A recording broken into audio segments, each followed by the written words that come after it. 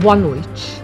O convidado do Hora do Voto de hoje é Álvaro Dias, político de extensa carreira no Legislativo como vereador, deputado estadual, deputado federal e senador da República no seu 4º mandato e no Executivo como governador do estado do Paraná.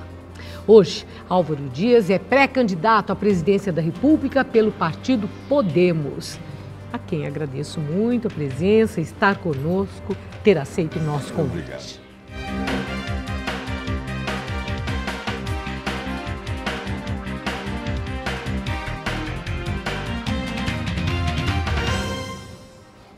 E participa desse programa o jornalista José Neumann Pinto, comentarista de política do Jornal da Gazeta, a quem também agradeço, Neumann, estar conosco, integrar a nossa bancada. Mais uma vez, obrigada, senador. E vamos à primeira questão de hoje. Senador, no encontro com empresários na sede da CNI, o senhor disse que, se for eleito, vai apresentar nos 100 primeiros dias um conjunto de medidas, de reformas nos seus primeiros 100 dias de governo. E aí, o senhor citou como prioritárias reforma da Previdência, reforma tributária. O senhor acredita, de fato, que em tão curto tempo vai dar para o senhor apresentar esse projeto de reformas tão complexas como essas, vai dar para refletir sobre as principais necessidades do país, compor um ministério e enfrentar eventuais causalidades que possam ocorrer nesse período? É um momento em que dá para ser tão previsível assim? Olha, porque logo de início, né, especialmente se coloca 100 dias como um marco temporal, porque nesse período ainda o presidente tem um apoio popular. Ele vem com a credibilidade das urnas, a legitimidade do voto e certamente vai depender do apoio popular para aprovação de reformas, especialmente algumas que são complexas e contrariam interesses, e vai ter que contar com apoio popular para ter o apoio do Congresso. Eu imagino que o próximo presidente, além da gestão competente, da capacidade de articulação política, terá que ser bom comunicador para convencer os brasileiros de que essas reformas são irreversíveis e inevitáveis, são insubstituíveis, porque o país realmente vive um momento dramático de crise, especialmente as finanças públicas estão desarrumadas e nós temos que começar com a arrumação, realizando reformas preponderantes, como a reforma do Estado, a reforma política, a reforma tributária, a reforma da Previdência, sim, certamente para atender a necessidade de enfrentar o primeiro desafio, que é do ajuste fiscal, do saneamento financeiro. O senhor se inspira no jeito de Donald Trump de governar? Porque ele mal chegou ao poder e fez exatamente isso. Medidas de impacto,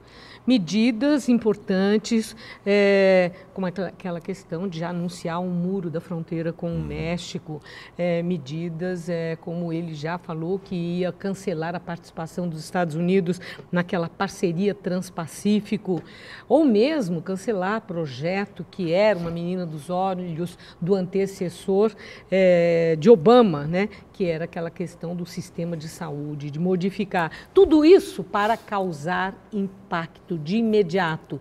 Tem essa conotação política, a sua ideia de medidas tão importantes nos primeiros 100 dias? Não é esse o exemplo que nós queremos seguir, não.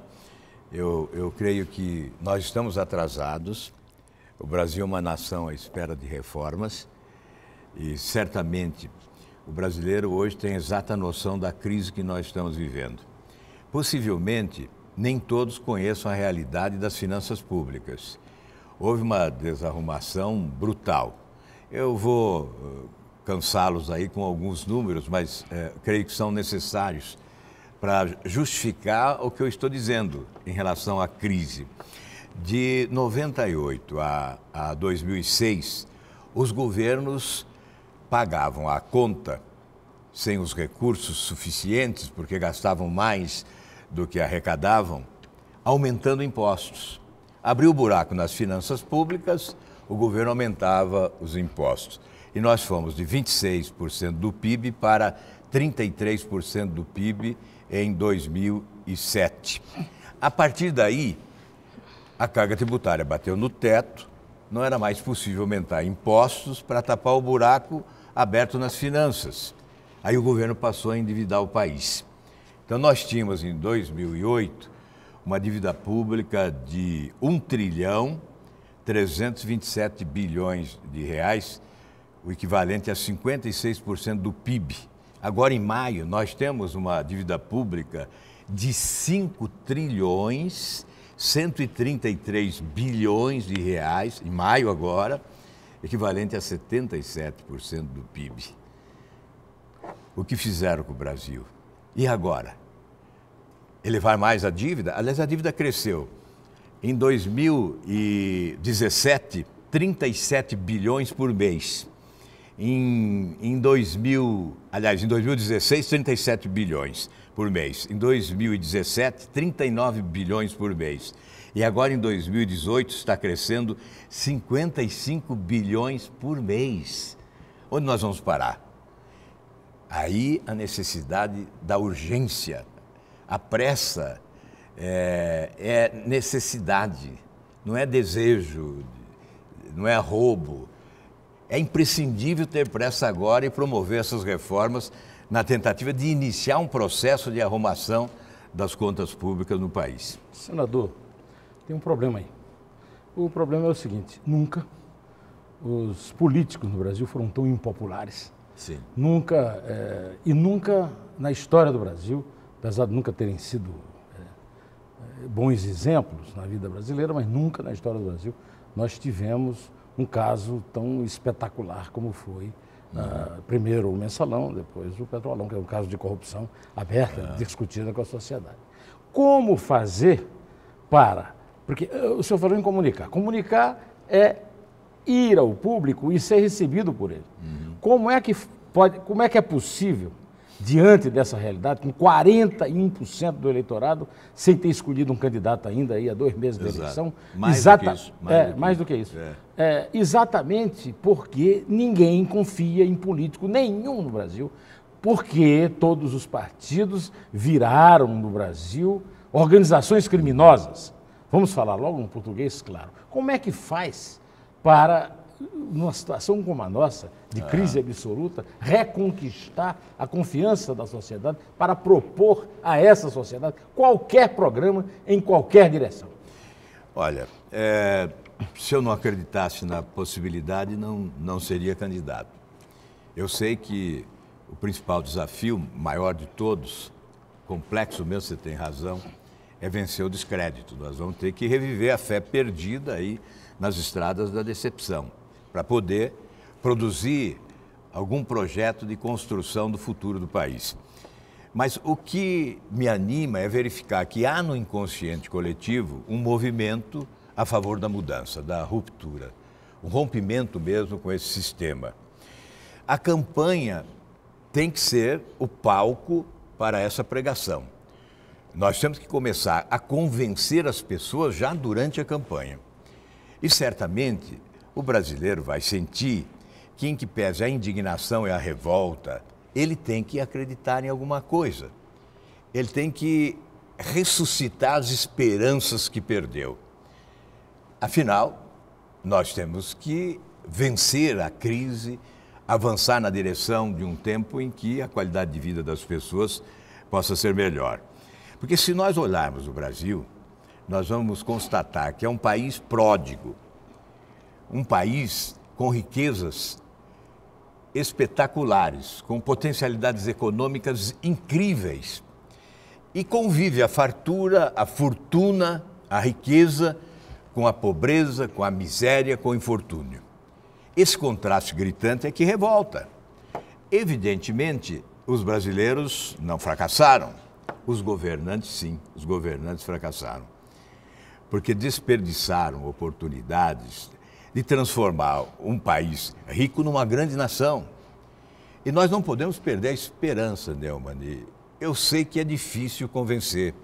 É por isso que eu sempre digo que mais importante do que aquilo que um candidato possa dizer durante a campanha eleitoral é aquilo que ele já foi, qual foi o seu comportamento, o seu itinerário, há exemplo de experiência administrativa, já foi síndico do edifício onde mora, já foi prefeito da sua cidade, já foi governador do seu estado para postular a presidência da República, porque há aí sim uma nuvem escura, prenúncio de uma tempestade que pode ser ainda mais devastadora do que tem sido até aqui, porque os nossos indicadores econômicos, sociais, a descrença certamente contribui para que nós tenhamos obstáculos incríveis à frente a serem superados.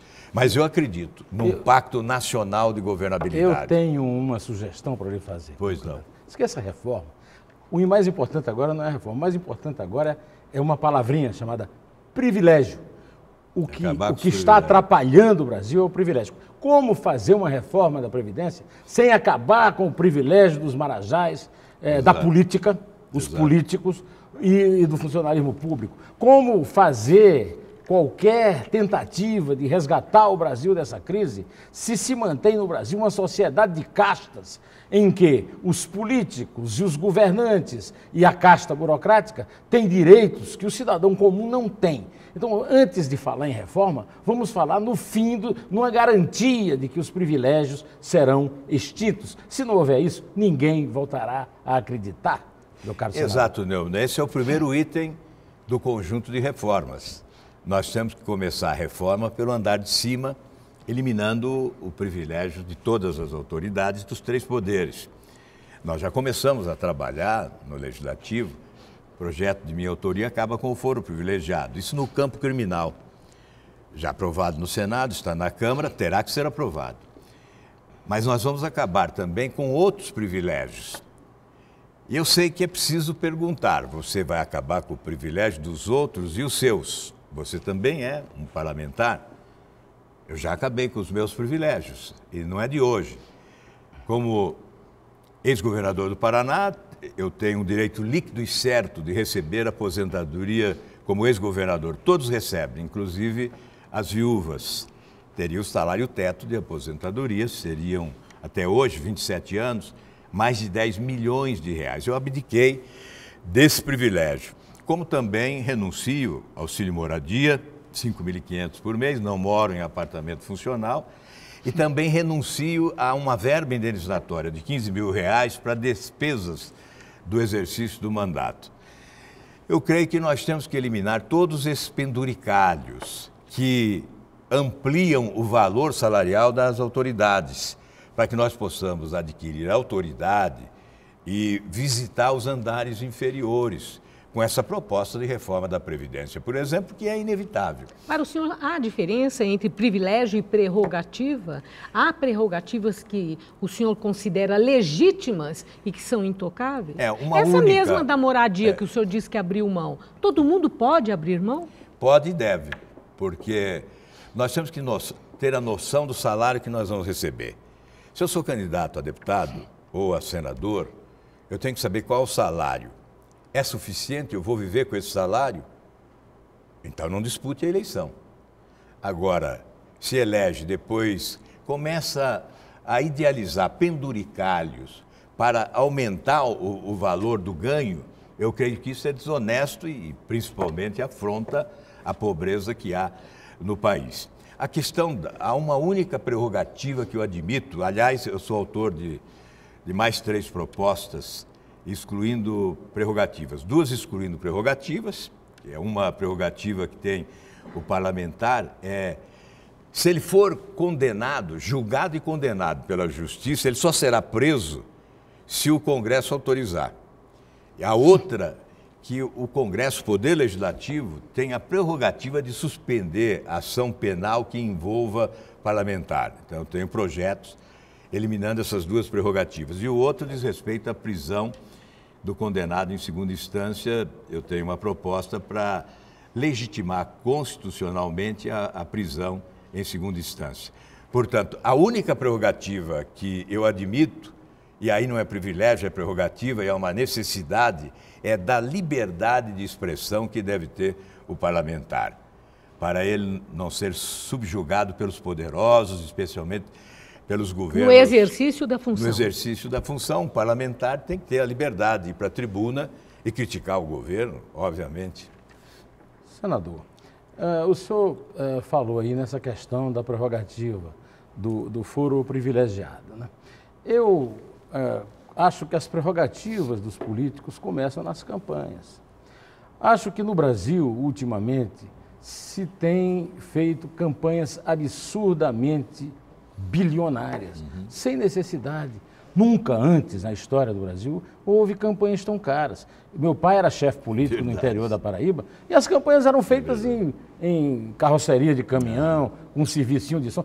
Qual é a necessidade, principalmente pregada pelo ministro Gilmar Mendes, né, de que as campanhas têm que ser financiadas, tem que haver financiamento de campanha, fundo partidário. Então, vamos começar por aí. Vamos começar por excluir o fundo, por exterminar o fundo partidário e exigir uma campanha como ele for. Já tem a farsa do horário eleitoral gratuito, não é isso? E outras farsas que fazem com que as campanhas sejam investimentos milionários que não podem ser explicado se não for para roubar depois na gestão pública, que não há salário de cargo público que remunere de volta essas campanhas. Eu sou obrigado a concordar com você, porque nesta eleição, inclusive, essa criatividade que levou o parlamento a constituir o fundo eleitoral, num tempo de crise como esse que nós estamos vivendo, não tem dinheiro para a saúde, para a educação, para a segurança pública, mas teremos dinheiro lá num fundo eleitoral para sustentar campanhas,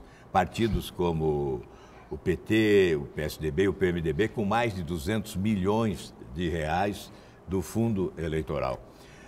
Isso, aliado ao fato de terem postergado a aprovação do fim do foro privilegiado, reduziu o espaço de renovação política no Congresso Nacional nesta eleição, porque os atuais parlamentares serão beneficiados com a instituição do fundo eleitoral. E o fim do foro privilegiado não tendo acontecido como deveria ter acontecido em agosto ou setembro do ano passado, porque o projeto está aprovado no Senado, que é um projeto de minha autoria, em maio, está na Câmara desde junho, poderia ter sido aprovado em agosto ou setembro e liquidaria as pretensões de um bom número de parlamentares que se candidatam à reeleição. Então, realmente, nós temos que caminhar para uma reforma política e eu creio que o principal item desta reforma política é a redução do número de partidos representados no parlamento, através de uma cláusula de barreira que tem que ser rigorosa. Vamos imaginar 5% dos votos nacionais distribuídos em pelo menos 9 estados do país, nós reduziríamos a representação no Congresso para 6, 7, 8 talvez, partidos políticos. Hoje nós temos 35 partidos oficializados e mais 73 na fila de espera, ou seja, há uma fábrica de siglas partidárias no país, fábrica esta alimentada pelo fundo partidário. Então, se você reduz o número de partidos, você economiza, porque só esses partidos terão acesso ao tempo de rádio e televisão e também só eles terão acesso aos recursos do fundo partidário. Bom, e aí o senhor me remete a uma lembrança, o senhor já disse, tem dito que pretende enxugar a máquina pública. Isso quer dizer que, se eleito logo de cara, vai demitir? Nós teremos que privatizar muitas empresas estatais, são 146 empresas estatais federais, são 504 mil servidores nessas empresas estatais. E nós temos, hoje, tivemos 39 ministérios, houve uma redução, parece que hoje tem 28 ou 29 ministérios, nós temos que reduzir para 14. Obviamente não basta reduzir o número de ministros, é preciso reduzir todos os penduricalhos a ele linkados, né, que são essas empresas estatais. Destas 146, cerca de 38% foram empresas criadas durante os governos do PT, muitas delas como cabide de empregos. Nós temos lá uma empresa estatal ainda do trem-bala. O trem-bala foi um sonho que se tornou pesadelo, mas a empresa constituída está lá, ela existe, vinculada à Casa Civil do atual governo. Então, a eliminação de boa parte dessas empresas estatais e a privatização de quase todas elas, com algumas exceções óbvias, né, já conhecidas, Banco do Brasil, Caixa Econômica e Petrobras, sem prejuízo da privatização no entorno da Petrobras, as subsidiárias na área de prospecção, de exploração de petróleo, de distribuição, de refino, estabelecer concorrência com o setor privado, mas esse enxugamento tem que ser real. Então nós implica em demissão, exoneração? Certamente implicará, porque nós, principalmente de cargos comissionados, né, que desaparecerão em boa quantidade. Mas nós temos que definir bem quais são as carreiras típicas de Estado. Porque há carreiras que foram criadas ao longo do tempo que não são típicas de Estado e que podem perfeitamente ser dispensadas ou revistas. Então, não há dúvida que é possível esse enxugamento, por absoluta necessidade. Não que se deseje isso, é que sem isso não se arruma as contas públicas. A economia brasileira tem saúde, mas o setor público brasileiro está doente e é terminal. Mas se nós não dermos o remédio com toda a força, não fizermos a cirurgia com toda a implacabilidade, esse doente falece. Mas tem um porém. O senhor gosta de futebol? Muitos. Em 58, antes do jogo com a União Soviética, o Feola disse: o Zito toma a bola, dá para o Didi passa para o Garrincha dribla o Beck, cruza, Vavá, faz o gol. Aí o Garrincha disse: seu Feola, o senhor combinou com os russos? Pois bem, o senhor combinou isso com o polonês? Porque tudo o que o governo está fazendo de esforço para privatizar, o Ricardo Lewandowski, funcionário do PT na Suprema Tavolagem Federal, simplesmente elimina, dando um verdadeiro golpe, um golpe do Poder Judiciário, e ao qual não vi ninguém lá no Congresso reagir. Ele está impedindo a privatização, que é um dos caminhos que o senhor aponta. O senhor combinou com o polonês, senador? Não, olha, não precisa combinar com o polonês, não. Só precisa combinar com o Brasil, né, com o povo brasileiro, que é bem mais forte do que o polonês. O centroavante da Polônia. O centroavante da Polônia. É artilheiro. Tudo bom. Em tempos de Copa, esse jogaria tá no meu valendo. time. Esse jogaria no meu time, viu, Neumann? Então, tem que combinar com o povo brasileiro, ter o apoio. Evidentemente, há questões que devem ser formuladas em relação à privatização do atual governo. Eu não concordo com essa privatização da Eletrobras agora, na baixa, né, na bacia das almas, com a empresa desvalorizada pela incompetência e pela corrupção. Nós temos que aguardar um próximo governo que, com credibilidade, possa valorizar a empresa para depois discutir a sua privatização. E se tiver que submeter ao Congresso Nacional, se é essa a decisão dos polonês, como você disse, que se submeta ao Congresso Nacional. E nós vamos ter o apoio do Congresso Nacional. Porque hoje, eu sou testemunho disso. Eu vejo nos políticos hoje um certo desejo de mudança também de comportamento. Porque chegaram à conclusão que, se resistirem a esse tempo de exigência mudancista da sociedade, serão atropelados e serão substituídos na primeira oportunidade. Então, até uma questão de sobrevivência, uma questão de inteligência, ceder a esta aspiração nacional. Estão verificando que o país não suporta mais isso, mordomias, marajás com salários altos no setor público, privilégios. Isso tem que acabar no país. Está lá um projeto que diz respeito ao cumprimento do teto salarial, está na Câmara, parado, mas esse é um regime de presidencialismo de poder. O presidente da República tem que ter coragem, tem que ter capacidade de gestão, tem que ter capacidade de comunicação para convencer inclusive o parlamento, de que é preciso mudar, sim, de comportamento. Posso fazer uma provocação aqui para ele? Pode provocar. Eu discordo do senhor quando o senhor diz a privatização. A privatização na Bacia das Almas é um grande negócio para mim. Depende do governo. É um grande negócio para mim, porque dá de graça, olha, mas livra de mim de ficar sustentando esse funcionalismo todo dessas estatais que nos dão um grande prejuízo a todos nós. Então vamos esclarecer isso. Depende do governo. Veja, eu fui governador do Paraná. Só do governo ou do objeto da privatização? Não, vamos lá. Eu fui governador do Paraná e como governador, eu utilizei o Banco do Estado do Paraná, que é um banco público, que proporcionou benefícios extraordinários ao Estado. Nós qualificamos tecnicamente o banco. Acabamos com o cabide de emprego que existia antes. Passou a ser um banco múltiplo, passou a ser recomendado como modelo pelo Banco Central e proporcionou ao Estado do Paraná benefícios incríveis. Esse setor elétrico é fundamental para a vida das pessoas, é fundamental para a indústria, é fundamental para o comércio.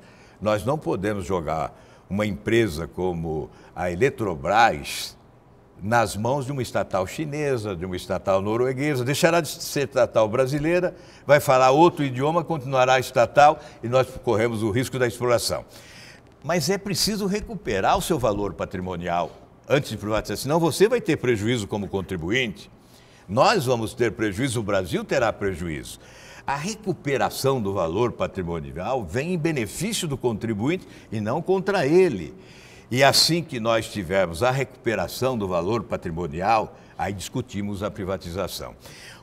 As subsidiárias devem ser privatizadas mais rapidamente. Esse controle é que deve permanecer, neste primeiro momento, pelo menos, até uma segunda etapa, em poder do poder público nacional.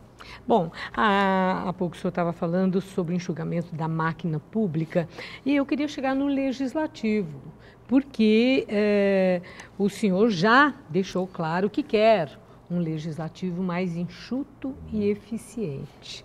E tanto nos estados como Câmara Federal e Senado. Agora, qual que vai ser o critério para esse enxugamento? Bom, eu proponho desde 99, através de projetos que apresento e reapresento, ele esbarra no corporativismo. Um presidente da República tem mais poder. E hoje já há uma certa noção de mudança, porque já vi outros parlamentares apresentando projetos semelhantes. Inclusive o próprio PSDB, há poucos dias, anunciou que apresentaria. Então começa a ganhar corpo a ideia de que nós precisamos realmente enxugar. Um legislativo mais enxuto, mais econômico, mais qualificado e mais respeitado. No Senado, reduziríamos 1/3. Ao invés de 3 senadores por estado, 2. Na Câmara, proporcionalmente ao número de habitantes de cada unidade da federação. Porque a Câmara dos Deputados é a representação da população. E desde o pacote de abril de 77, há uma lamentável distorção. Por exemplo, Roraima, um parlamentar fala por 50 mil habitantes. São Paulo, um parlamentar fala por cerca de 600 mil habitantes. Então, há esse descontrole, não há uma representação autêntica. O Ulisses Guimarães, que foi presidente da Constituinte, só foi para a tribuna, deixando a presidência uma única vez, para defender esta reforma e não conseguiu. Eu acho que chegou o momento, aliás, o Macron está fazendo isso também na França, está reduzindo o número de parlamentares. Mas, o senador, tem que enxugar também embaixo, né? Não adianta cortar um senador por estado e não enxuga mais nem embaixo. Nós temos que rever todos os orçamentos. Exatamente. Então, o orçamento do Legislativo tem que ser revisto. Além disso, o senhor falou uma coisa aí, na verdade, historicamente, isso começou na democracia de 46 e foi realmente, como o senhor disse, aprofundado. Pacote de abril. No negócio do senador Biônico, aquele pacote de abril, né? Criaram o Biônico, depois ficou. E aí o senhor é a favor, isso não ficou claro, eu gostaria que o senhor esclarecesse, para mim é muito importante. O senhor é a favor de cada cidadão um voto? Quer dizer, que haja uma verdadeira representação parlamentar e não esse absurdo de hoje? A representação tem que ser proporcional ao número de habitantes e realmente essa mudança da reforma política que você propugna, que um voto vale um voto. Você não pode ceder o seu voto para eleger um outro. É isso que você quis dizer. Né? Porque essa situação... Não é só isso. A questão da distribuição pelos estados. Sim, Quer sim. dizer, aqui, isso que o senhor falou é mais radical ainda, se eu pensar, que um cara pode ser eleito do Acre com 300 eleitores e em São Paulo o cara tem 1 milhão de votos e não se eleger. Eleito. Isso então, eu estou falando na redivisão geográfica do voto. É proporcional ao número de habitantes. Cidadão de então tem um piso e tem um teto. O teto é São Paulo. São Paulo tem 70 deputados hoje. Piso 8. Permaneceria com 70. Aí nós buscaríamos o piso e faríamos a projeção, estado por estado, uma redução aí de 20%, 25% do número de deputados federais e proporcionalmente nos estados e nos municípios. Bom, senhores, eu peço licença. Nós vamos para o intervalo, mas eu já quero deixar colocada uma questão. O senhor teve um encontro com o Fernando Henrique Cardoso há 2 dias, é isso? Segunda-feira. Segunda-feira, exatamente, há 3 dias, né? Pouco mais. Bom, Fernando Henrique insiste na tese de uma candidatura única que envolva as forças do centro-direita. É uma preocupação que ele tem numa pulverização pelo número de candidatos. O Álvaro Dias é visto pelos tucanos como um entrave para o crescimento do candidato Geraldo Alckmin. Eu quero saber a sua disposição e abertura para uma negociação no sentido desse pleito do ex-presidente Fernando Henrique Cardoso. Álvaro Dias se disporia a deixar de ser candidato à presidência da República para ser vice de Geraldo Alckmin, que está à sua frente nas pesquisas? Essa resposta é daqui a pouquinho, logo após um pequeno intervalo. Vamos a ele.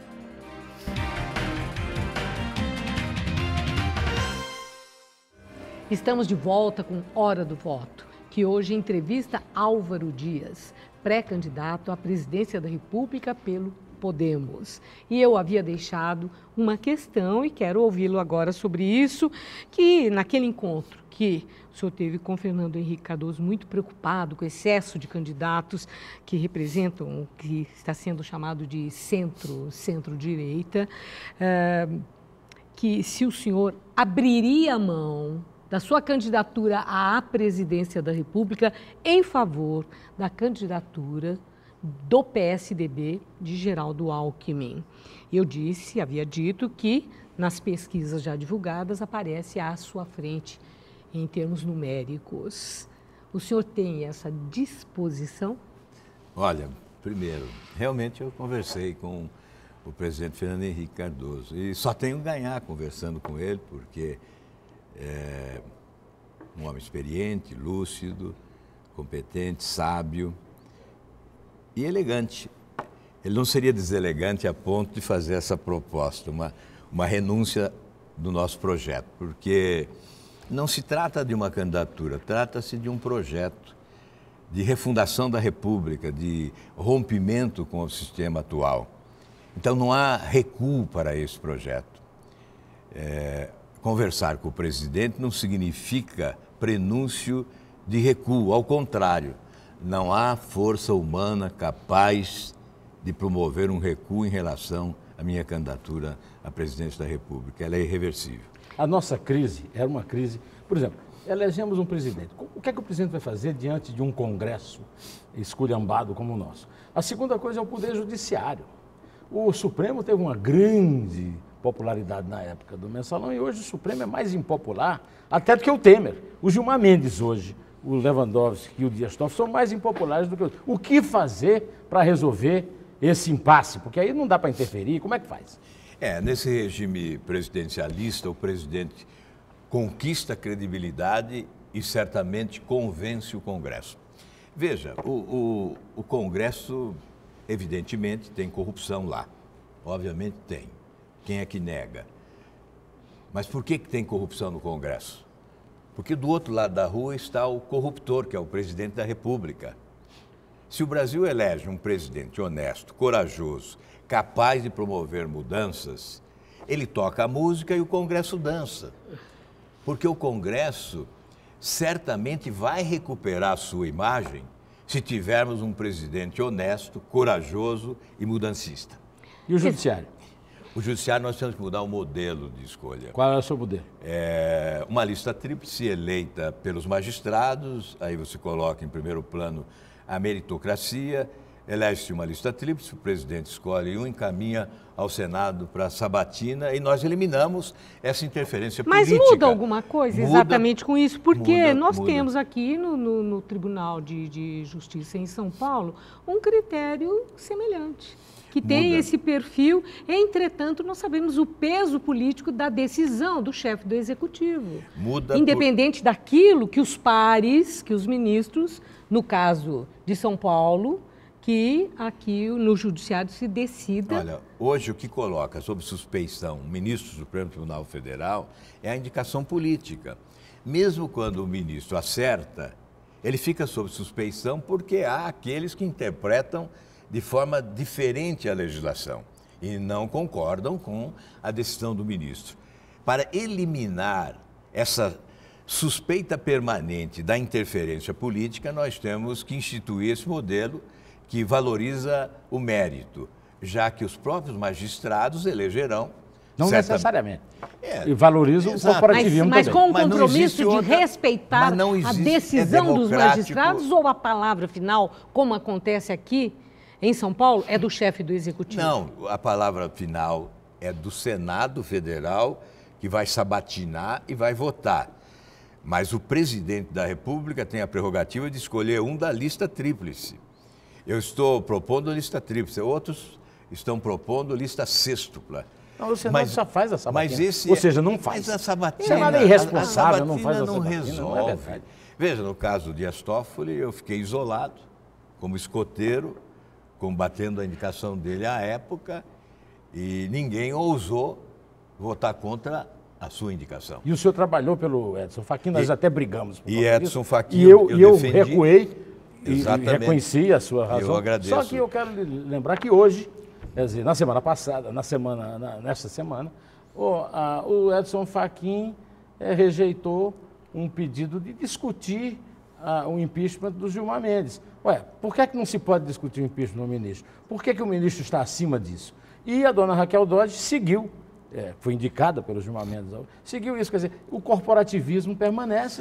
Essa questão, em relação ao Edson Fachin, por exemplo, eu defendi, fui relator, exatamente por conhecer a sua probidade, seu comportamento ético, competência, lisura nos procedimentos, magistrado de verdade.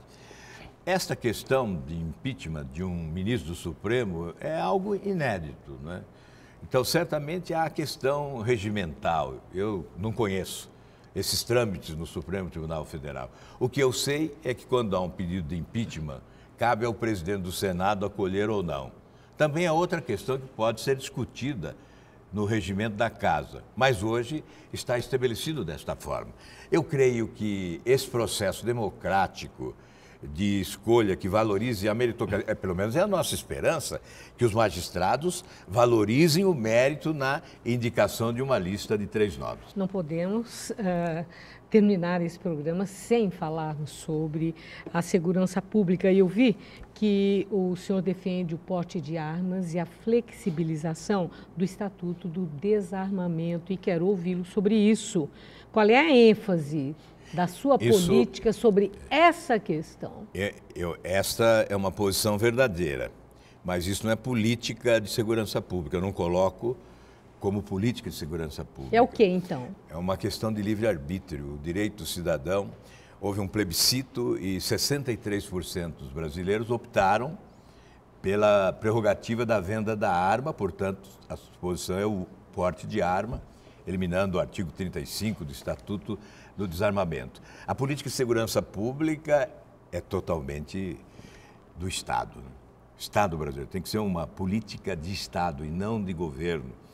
Veja, eu vou dar um número aqui que eu fiquei perturbado com esse número. E o reflexo na economia é de 452 bilhões de reais. Os assassinatos no Brasil, em 10 anos, significam um prejuízo de produto interno bruto da ordem de 452 bilhões de reais. Além, evidentemente, das perdas humanas. Agora, em 10 anos, de 2006 a 2016, o Brasil sepultou 324 mil jovens assassinados entre os 14 e 25 anos de idade. 7 vezes mais do que os soldados que morreram na Guerra do Vietnã durante 20 anos. Isso é resultado de uma política de segurança pública ineficiente? Sim. Ou é uma questão de crise econômica que se sobrepõe, repete, provoca desemprego e problemas sociais muito graves? É ausência de política de segurança, evidentemente, e há um dado aí também impressionante. Mais de 80% dos assassinatos têm origem nas drogas. Então, eu estou propondo uma frente latino-americana de combate à produção e ao tráfico de drogas. Frente esta vinculada à Organização dos Estados Americanos. Nós temos uma fronteira ampla de mais de 17 mil quilômetros. Fazer o que com o Rio? Fazer o que com o Rio de Janeiro? Começa por aí. Quando você impede, bloqueia o tráfico de drogas, contrabando de armas na faixa de fronteira, que não tem monitoramento, não existe um sistema de inteligência, tecnologia e um sistema de monitoramento para impedir essa liberdade no tráfico de drogas e no contrabando de armas. Isso alimenta a violência no Rio de Janeiro e em todo o Brasil. Senador, eu lamento tanto que o tempo tenha terminado. Tenho certeza que essa conversa iria longe. Espero que o senhor volte à hora do voto. Com muito Agradeço prazer. muito. Muito obrigado. E termina aqui a hora do voto de hoje, que recebeu o senador Álvaro Dias, pré-candidato à presidência da República pelo partido Podemos. Mais uma vez agradeço sua presença, você também, José Neumann, por integrar a nossa bancada. E eu lembro, antes eu agradeço a você que nos acompanhou, a você muito atento para a sua decisão na hora do voto. Lembro agora que no próximo domingo estaremos de volta, às 11 da noite, logo após o Mesa Redonda. E o nosso convidado será Henrique Meirelles, pré-candidato à presidência da República pelo MDB. Uma boa noite a todos.